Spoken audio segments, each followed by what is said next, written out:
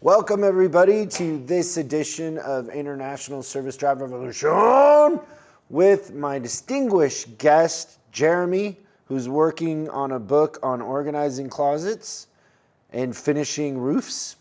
Basements, yes. Adam, Yes. who's writing a book on hunting and his views on politics. And our special guest today, Corey Just, Director of Field Service Operations. How's it going, Corey? Doing well, Chris. Thanks for the invite. Glad to be here. It's fun. So we have a lot of fun on this show, and I hope that you're into that, if you're into this kind of thing. Do you guys have a book? Because I have a book I want to share with everybody. I came prepared with the book also, Chris. Broken Windows, Broken Business by Michael Levine. Bestseller list 13 years in a row. Have you guys ever read it? No.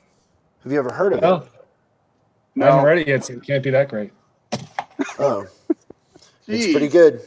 This is how this is going to roll, huh, Jeremy? We're going to have a tough one today. Yeah. I haven't even started making truck video comments yet. This book's making a comeback right now because it's very applicable to today's time, talking about how the little things affect the big things. So he interviews Giuliani years ago. So I don't know, this book is probably 20 years old. But Giuliani was talking about how in New York, writing jaywalking tickets detoured the pimps and criminals in Times Square. And they were like, well, if we're getting jaywalking tickets, we for sure can't commit real crimes because they're paying attention to everything and how those little tiny things matter. And like Giuliani says, like if you put a 6 o'clock curfew in place, the first person you arrest is at 6 o'clock. You're not standing around at 6:20 going, hey, we really mean it, everybody. We're really serious. Like, you have to mean what you say, and you have to have an attention to detail. And then the title comes from, if your business has a broken window or graffiti, you have to fix it right away. But at least, if anything, just put up a little sign that says under repair. Or, oops, fix coming soon. Anything to let customers know that the window's broken or there's graffiti or that sort of thing. Same thing like if the bathroom's dirty in a business, you can assume that the rest of the business is going to be disorganized. It's a great read. You guys would love it. And he's a great guy. Michael Levine. What's your book, Adam? Well, I didn't come with a book. I just started a new podcast called Business Wars. You guys remember Blockbuster back in the day? Yeah. Yeah, it was a member. Yeah. So I miss Blockbuster. And I really actually do. Because I remember as a kid going with my family and picking the Friday movie of the whatever. It's probably something Disney. I'm not ashamed to say, Cinderella maybe was probably on that list, but Was that on DVD or was it actually a VHS? I would probably Beta. say VHS. Yeah, beta. I remember it was all about they discounted the VHS when DVDs came out, and I don't even know, did they even have Blu-rays when Blockbuster was still around? I don't remember. Oh, yeah, yeah. so it was right around the tail end, right? So anyways, the podcast is Business Wars about Netflix versus Blockbuster. And Blockbuster, I don't know if a lot of people really realize, or at least around that time, was trying to get into that kind of internet space, but they came too late into the game. So I think when we talk about some of those type of companies that, kind of come to mind of putting some things out there, but missing the boat, I think it's a perfect kind of segue, or at least this podcast that I've been listening to, in everything that's going on. It's an interesting kind of environment, but for those companies or businesses, small or large, that don't kind of adapt to the change, like you said, Chris, so even the small little things can adapt to these big changes. If we don't kind of focus on that, if we didn't start it, during kind of the the beginning of this pandemic and some of our videos, we've talked about sharpening those tools. We've got to do it today. We've got to start focusing or try to focus on these things and adapting to change, because otherwise some other company or some other business is going to come and eat our lunch kind of, in a way. And that's kind of where Netflix really took off. I don't know anyone that doesn't have a Netflix account. And obviously Blockbuster, I might be the only person that kind of misses Blockbuster. I kind of miss that interaction, right? But you're going to find where Netflix almost has everything on there. I mean, I love binge watching The Office. So my favorite part of Blockbuster is when they had a CEO come in after Netflix, and their idea to turn Blockbuster around was to bring the movie experience home. So they were going to sell popcorn and 2-liter cans of soda. That was their way to combat Netflix, and they didn't realize what a disruptor the whole thing was. It's pretty funny. My last time in a Blockbuster, I realized there was and I saw those 2-liter things of pop and the candy and all that stuff, like you're at the movie experience. But when they had it roped off and you had a lineup of 15 people waiting to check out their movies, I figured this is going to die fast. There's got to be a better way to get this. And that's when streaming services were just starting, and soon realized my time's worth more than this. Oh yeah. Oh, that's interesting. And I bet you Blockbuster was like, "Hey, we got lines of people. We're fine, right?" Yeah. There's plenty of customers that'll wait for us to help them. Well, that's kind of interesting that you say that, because I feel like in some of our service locations, sometimes we get complacent. We see, a lot of trucks all around us, the 100+ trucks, and we're like, oh, we've got our business right here. They're waiting in line. We're okay. And it's kind of, we have to shift our mind to a little bit, get it in and out, and having that process or those things in place, and everything's instant. Now it's all about service. Well, the dealers live off backlog. They need the work there because they're big jobs, and they're going to need to ensure that they can keep the shop busy. But at the same time, they do need that second work stream that you're speaking of, the quick work, make sure that they have a process in place to do that, because if they treat everything the same, not every customer has the same level of expectation or need at that point. Yeah, you got it. Yeah. The secret is to get it in and out Yep. fast. So I do have a book. It's from, and I'm not sure you guys can react if you've heard of it. It's Seeing Around Corners by Rita McGrath. No, is it good? Well, I just started it. I picked it up. I went to Barnes and Noble, so I stood in line to buy my book. Hey, I'm gonna go to Audible right now and buy it.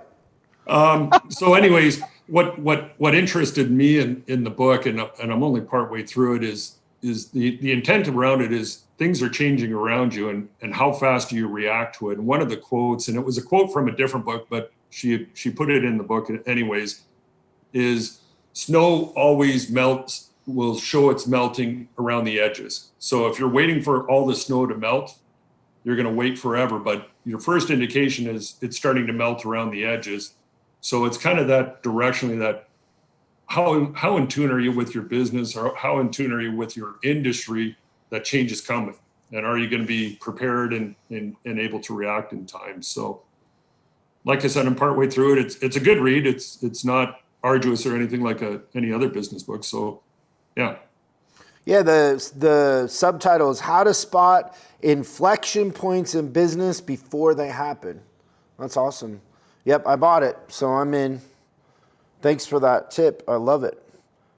I'll go wait in line. Barnes and Noble, huh? That's funny. Jeremy, what do you got?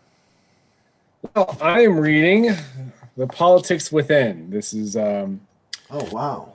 Attitudes and Political Thought, written by a professor. Well, a professor in 1975 at a college in Virginia. So I'm running for a political office, so I kind of want to do more digging into political thought and how it influences individuals. So I've always been interested in sociology and psychology, so this is just kind of more on that. It's a short book, so I should be able to get through it pretty quickly, but hopefully it'll help me out. What have you learned so far? I've learned, first of all, that like a lot of the it's very 1970s with a lot of political diagrams and all that, and some of the references are out of date. Like they do a lot of analysis on Edward Kennedy, obviously, who is not the most relevant political figure these days, but one that people remember. But it's just there's a lot in it, and I just started it, but I'm looking forward to getting a little bit more insight. It's not a left or right book; it's an analysis book. So hopefully, I can glean some more knowledge from that. Should we announce right now here on the show that you're running for city council? You kind of just did, but I mean, yeah, I'm running for Joliet, Illinois City Council. So Watch out, if you live in Joliet. Joliet, Illinois, please feel free to vote for me. They're lucky to have you. I would vote for you if I lived there in a second. When's appreciate that, Chris. when's the election day? Is that November 3rd, just like everybody else, or is it a different? No, April. It's in April. April.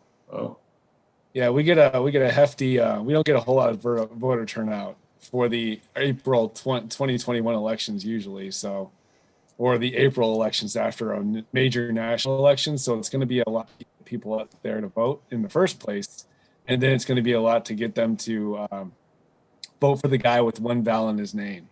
So that's. are you? How many people are running against you? 15. Ooh. What's your campaign slogan?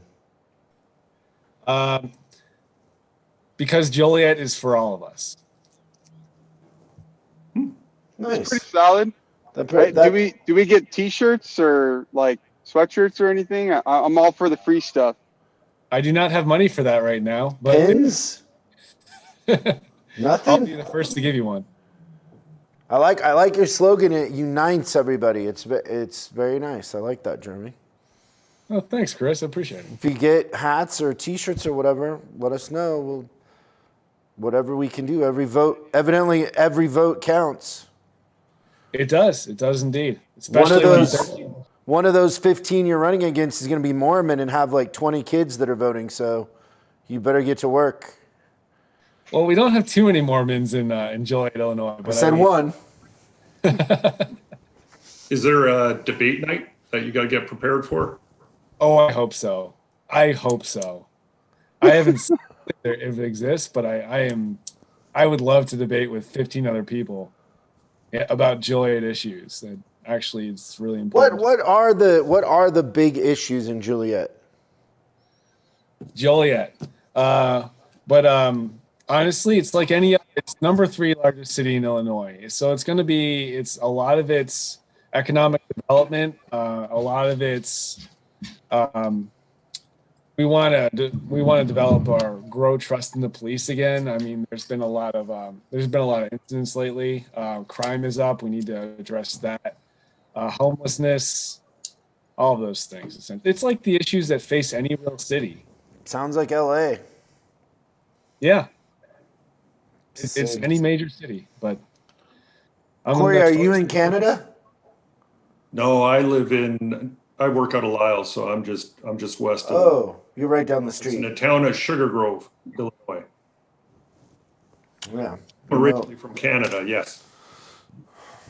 So Diamond Edge, 5 years. Celebrating 5 years of Diamond Edge. the wooden anniversary. I believe that's 5 years. Is that right? Is that what you call it? It's not gold or silver. It's only 5, so No. it's like wooden. No. Yeah, I don't know what it is, but sure.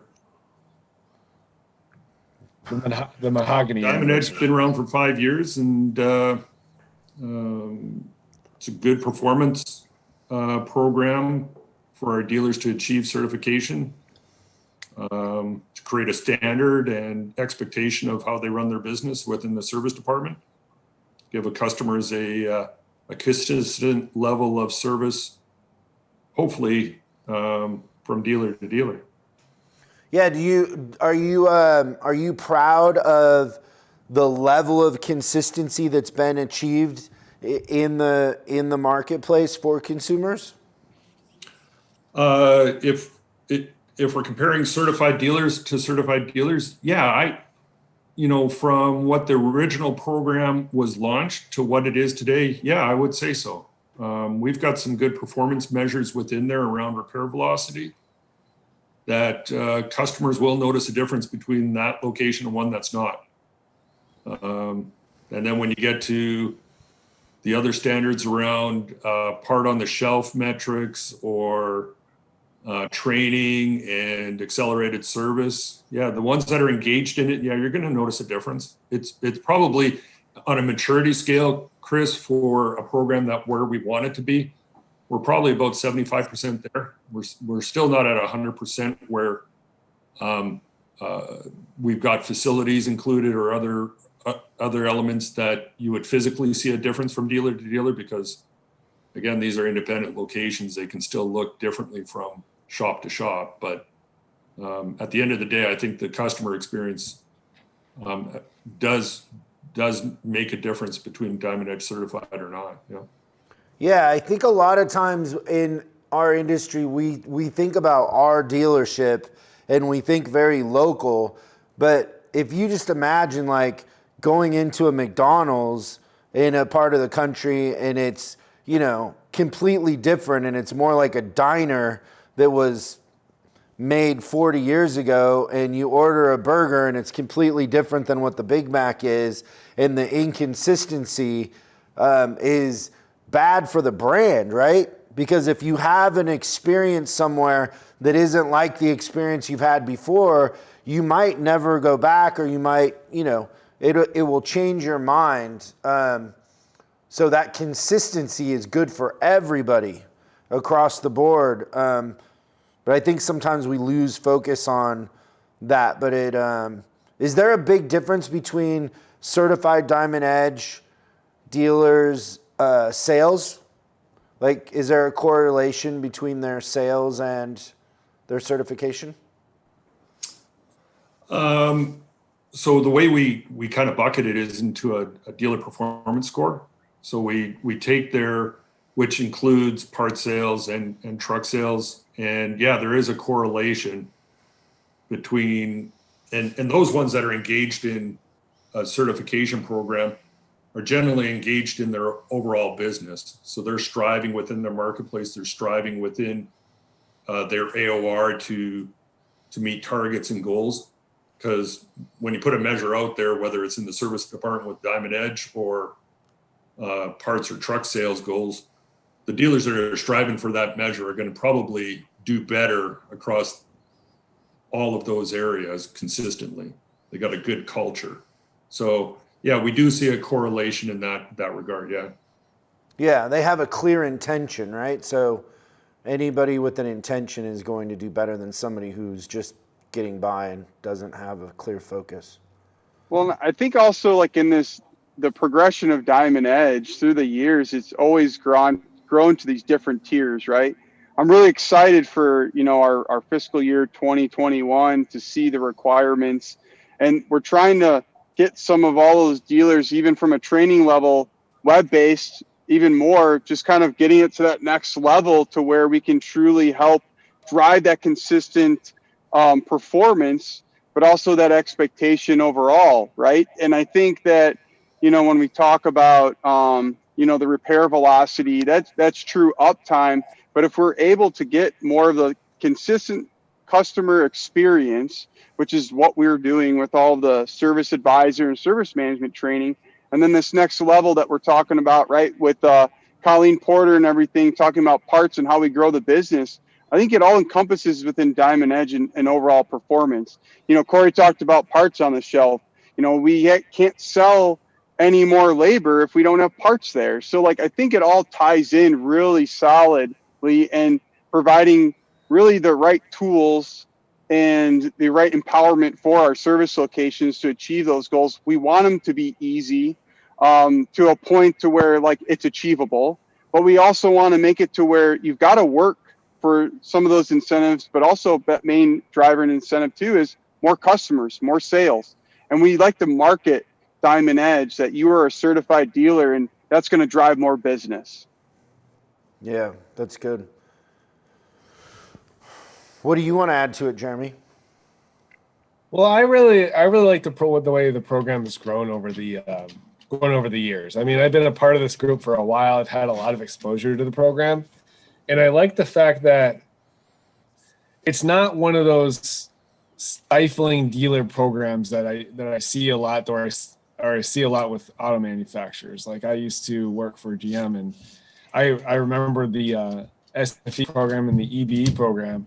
And it was really, really, really hard to make those metrics. And I like Diamond Edge is a good program because it's intended to more or less reflect the behaviors we're looking for, rather than, okay, you have to have a foreman. Okay, you have to have this facility look this way. We want dealers to have that individual ability, while at the same time delivering the consistent results that customers are looking for. I mean, customers, they're cool with having a different facade and having, you don't have to have the driver's lounge be painted the same color as the rest, but they do want consistent communication. They want to know that their vehicle is going to be done as soon as possible. And they want to know that the part's going to be on the shelf when they need it. And those are the things that are really important to customers, Brett. So, and that's what the Diamond Edge program reflects. And we'll keep changing it and trying to improve the metrics, but more or less so it more accurately reflects what we're looking for, rather than just make it hard. I think a dealership could use to their benefit when they're talking to their customers, their own customers within their own AR, if they're servicing them at a local level, the customer knows what they expect. But if you got which a good chunk of our business, over half of our business is transient, where the customers are going coast to coast, across the border, and so on. How do I know how my customer is going to be treated in another marketplace? And my only yardstick in that reference is going to be Diamond Edge. Today, I've got nothing else, or previously I had nothing else to say. I'm rolling the dice as to what they're going to experience in that other marketplace. So providing a program of this nature and helping your brother out in another part of the country, saying, yeah, I'm Diamond Edge certified, I am meeting the same targets as you, and I may not get it right every time, but I'm living up to an expectation level that the OEM has set upon you. I'm doing it myself to provide service to your customer. And hopefully it gets reciprocal, right? That's kind of the cool thing about our network, is it becomes reciprocal, and you pick up the phone and you call each other. That's kind of the leading edge around Diamond Edges. Hey, I'll be Diamond Edge certified to protect not only my customers, but your customers when they break down in my network. Yeah, I like that. It's more of a family. It's like you're trying to have that tight network of dealers working together. Mm-hmm. Yeah, get away from that, as Jeremy was speaking about, the regimented or the really heavy-handed OEM push of what the OEM wanted. This is something to protect the customer across the network, not necessarily what we really want as an OEM, but what the customer needs. Yeah, I love how you said your brother too. Like, that's really what it's about, because it is a brotherhood in a way, and it's if we all have the intention of taking care of the customer and we have each other's back, the rest of it will take care of itself. That's good. That's really good. Corey, where do you see things going in the next couple years? Do you have any?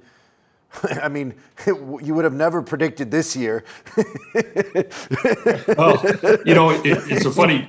We're coming up against our year end here at the end of this month, and as far as how we're coming out of our challenges over the last 6 to 8 months, we're faring, pretty well. We just had a report out on our parts organization earlier today, and it was quite impressive as to how strong we are in the last six weeks or so. So yeah, and where I was going with it is everything that we wanted to do this year, as far as all our goals and targets, it's almost like we're just pushing about 12 months because we couldn't do everything that we wanted to do from a customer and dealer engagement. You know what? It really comes down to customer, always about the customer. And the dealers are really having to be on their toes, not only learning what's happened over the last 6 months, but the competition is getting very fierce out there as to what services they provide to the customer. It's not just come to my dealership, I'll come and support you and service you. There is that need, and there's always that work that happens, but the transformation within our industry, and it's been happening for years, but we're really feeling the pressure that the customer does not want to go to the dealership. We get lots of requests if I want to do in-house warranties. I want to do the work myself within my own shop. And that's not a cry for taking work away from the dealership. That's saying, I'm getting it from somebody else. I don't need to go to a dealership to get my vehicle serviced, or I don't need to go to a dealership to get my trucks and trailers and all of my equipment serviced and repaired. So that, the mindset is going to have to shift. And we're really trying to reinforce the idea of getting mobile service, mobile maintenance, and not increasing bay capacity with brick and mortar, but with mobile vehicles or embedded technicians at customer locations. So that's the element that I really see is it started. It's not new for the next 2 years, but I see that growing significantly.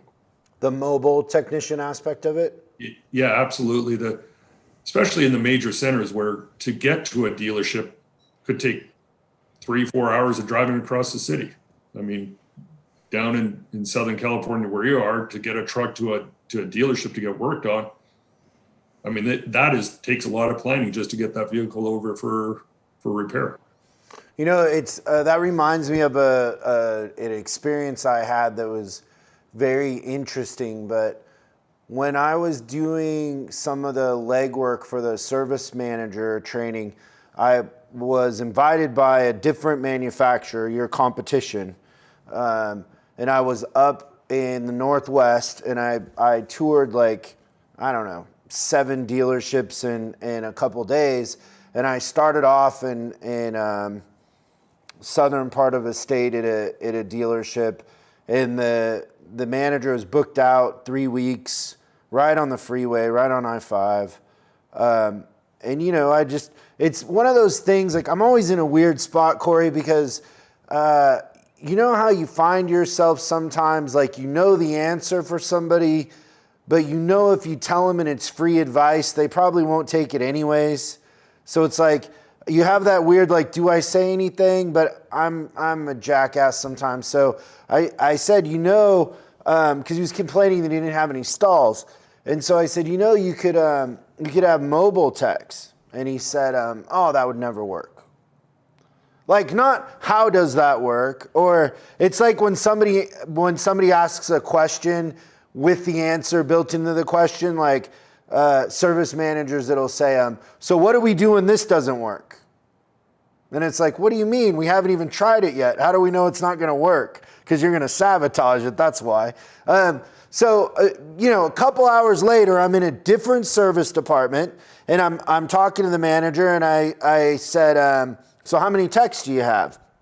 And then I said, what's your efficiency? And so also, by the way, the shop I was in that was booked out a couple weeks that said mobile techs wouldn't work, their efficiency was like 70%. The next shop that I went to, his efficiency was around 100. And then we were talking, and he said, my most efficient techs are my mobile techs. And I said, oh, how many mobile techs do you have? And he said, I have 4, but I would have 10. I'm trying to hire them. And I said, well, what is their efficiency? He goes, they run at 120%. And I was like, how can a mobile tech run at 120% on average? And he said, as soon as they're done with the job, they clock on to the next one because our customers will pay for travel time. And I was like, whoa. Like, I have experience with mobile techs, but the demand was such that customers don't care that they're paying for travel time halfway across the state, right? Because we're talking in a pretty unpopulated part of the state up there in the Northwest, that they'll pay for them to go 2 hours to them. Just do it. Come do it. Whatever you need, you know? And so the idea of having a parts runner and having 10 mobile techs out there, I'm like, I love talking about it because it's exactly what the customer wants. Like, you know, kind of like Blockbuster Video in a lot of ways, right? Yep. Easy to do business. Yep. Make it easy. The value of what that customer is willing to pay for is different in their shop and the mobile tech than what they would pay in the dealer shop, where arguably the dealer has more capabilities and more tools available to them, but they're willing to pay the mobile tech to come to their facility more than taking their vehicle there to get the probably a wider breadth of repair capabilities. Yeah, and I know we all see this, but everybody watching this, I want you to really think about and do an inventory, because you might be thinking, oh, well, I wouldn't think that way, but just think about a shop that's booked out 2 weeks, that isn't running shifts, because that was another suggestion, and then I go to the next shop, they're running 2 shifts, they're maxed out on their bay, so there's 2 techs to every bay because they're running 2 shifts, and they have 4 and they want to scale to 10 mobile techs. And the difference between the 2 managers was mindset. It wasn't a better facility. It certainly wasn't a better location, because I could argue the first one was in a better location. It was purely mindset and focus on the customer. What can I do to serve customers and make it easy for them? Not what's convenient for me. What makes me not have to change and learn anything new or get outside of my comfort zone or think a little bit different? It's just that little thing, that little moment where you have a decision to be open to an idea or close it off and decide that it won't work even though you've never tried it. Like, I think that's key. That's key right there. It's Just have to everything. try it. Yeah. Or ask questions, just listen. Like, I'm such a fan of just like conversations about, well, when the guy said he had 4 mobile techs and he wanted to go to 10, the next 30 minutes we spent was just talking about how he's going to do it, how he's going to facilitate parts. He's thinking about having a parts runner and it's just like, wow, like complete, just night and day, and that's what we need right now. That's what the market is going to demand, is that we're going after, how can we make the customer's business better? How can we drive profits for the customer, and then our profits will take care of themselves? We can have an effective labor rate, we can have a fair pricing strategy, and they'll pay for the time, but it has to be in line with how do we make them successful, not what's convenient for us. Well, I think it's huge too that's coming up, right? A lot of our customers talk about peak season. Well, because of COVID, everything's going to be online. So how much more freight is going to be hauled this year than years past, because they're going to be moving up this peak season or, Black Friday events. I think I saw that are already starting. So like when we think about that, we do have to think a little bit differently. Maybe there's some opportunity to kind of try some of that mobile service type activity, because we're going to have to think outside the box, because the demand is going to be huge for this one, especially this year, if it hasn't in years past, right? Yeah. Yeah, and not to get confused, there's so many different definitions of what a mobile tech is, from mobile maintenance to mobile repair to emergency breakdown service, where they're going on the side of the road to fix trucks and so on. And dealers, mindset have to change. The really good dealers that have a successful mobile service capability or mobile repair, they have a dedicated service manager for those technicians. They're dispatching work, they're coordinating the activities. It's not relying on the service manager that's really focused on the stuff that's within his 4 walls. And it does take a different mindset. And dealer service managers will say this all the time. You can't take your best tech out of the shop and make him a mobile tech. You need an entrepreneurial spirit, somebody that's out there, upselling, marketing their business differently, because they're running a single bay shop in their mobile service vehicle. and they got to operate differently. So it takes a different mindset. And those, to your point, Chris, at 120% efficiency. I mean, that's somebody who is good at their job, and not every tech is at that caliber. Not saying they can't be the best in the shop, but out on a mobile shop or mobile service vehicle, it takes somebody unique. Yeah, no, and I mean, my takeaway from that whole thing, Corey, was purely mindset. Purely mindset. Like, one just in the same within a couple hours. Oh no, that would never work. Oh, we're doing these crazy numbers that I'd never heard of before. Like I'd never heard of a mobile tech being 120% efficient. Like I thought 100% was good. I've heard of that, but I've never heard of, that they're beating the time. So it's all mindset and just trying it. And I think too, go out and find a friend in the network that is doing it and learn from them and start with one and grow. But the key is to focus on the customer and how do we make their business successful, and not so much worrying about how we become successful.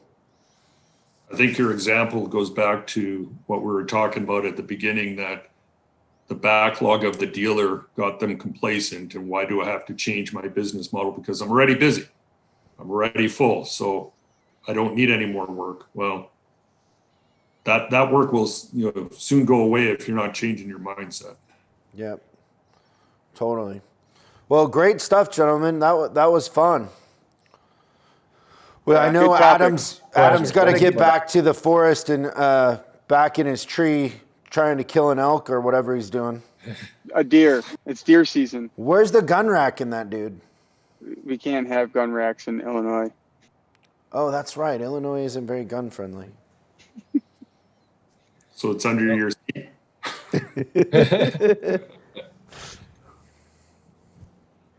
That's funny. Yeah, this was fun. I really enjoyed the dialogue, guys. Yeah, thanks for coming on, Corey. Great stuff. Yeah, thanks everybody. So we'll see you again next time on Service Drive Revolution.